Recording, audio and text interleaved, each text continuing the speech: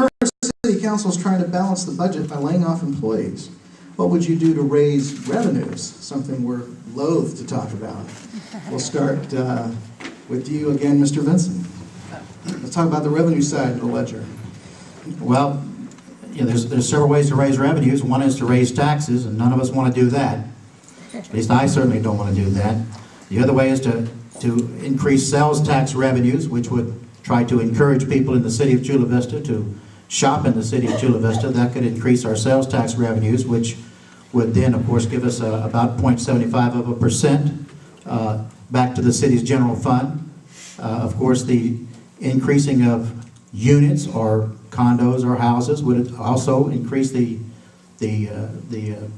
budget as far as the balance of the general fund. And those are the two main ways that we can bring funds into the city to improve the revenue of the general fund. Ms. Moriarty?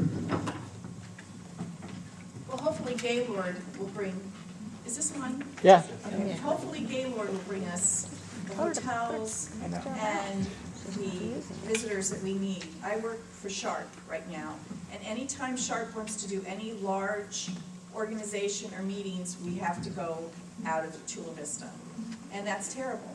We need to have a place down here where we can have business meetings, have people stay. I also have very few hotels I can refer outside families to when they come to our hospital. So I think we need to look at our visitors and our tourist issues and Gaylord. We need some more taxes from those. I too don't want to raise taxes, but I think we need to look at ways of bringing more businesses down here, getting people attracted to coming down here. Look at the 125 and see what we can do to help people use it to come down and buy in Chula Vista. Mr. Castaneda. Well, we can talk about Gaylord, and we can talk about Gaylord, and we can talk about other things, but very clear whether if they started working on Gaylord today, in other words, constructing, it would probably be 3 to 5 years before we'd see anything out of that particular facility. And so that really isn't an answer today for the budget situation that we're in. The fact is that we have tremendous resources in this city, and we have not focused on how to make the most out of those resources. Case in point, we just about 2 months ago passed a new parking district in which we, maybe it was 4 months ago, in which we increased the parking meter rates.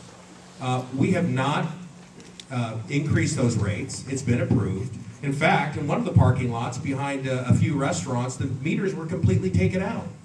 Now, I don't know how in the world anybody in their right mind would believe that's a way to increase revenue, is take out meters and expect to put them back in at a higher price. It just doesn't make sense. We have an auto mall that the auto dealerships have been screaming for a sign.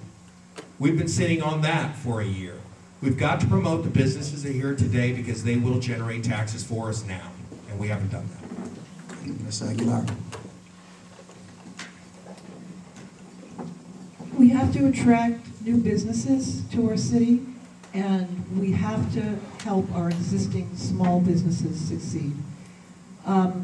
You know, I have to say I disagree with my friend Mr. Vincent on the issue of attracting new houses.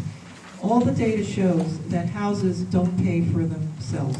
In other words, you get a little bit of money in property tax revenues from sales of homes, but it costs more in police and fire services to service those homes than it does to than the revenue we get. So homes are a net loss, but with businesses we get the sales tax. So we need to attract more businesses to our city. We need to help our existing small businesses, and we have a lot of terrific small businesses. They need help, and we need to help them. We need to help them succeed. And I have an idea. I think that we should charge employees for parking. That'll bring a nice chunk of revenue to the city too. Ms. Francesa. Okay, a minute is not much for this topic. And I also agree that housing does not bring revenue, but is a strain on our infrastructure over time, on our infrastructure and services. It's well known. This is one of the reasons that we're in this pickle to begin with, is that we have an imbalance, an overemphasis on housing and not bringing jobs and businesses to Chula Vista. Our biggest problem that I see is in marketing what we have, marketing our assets.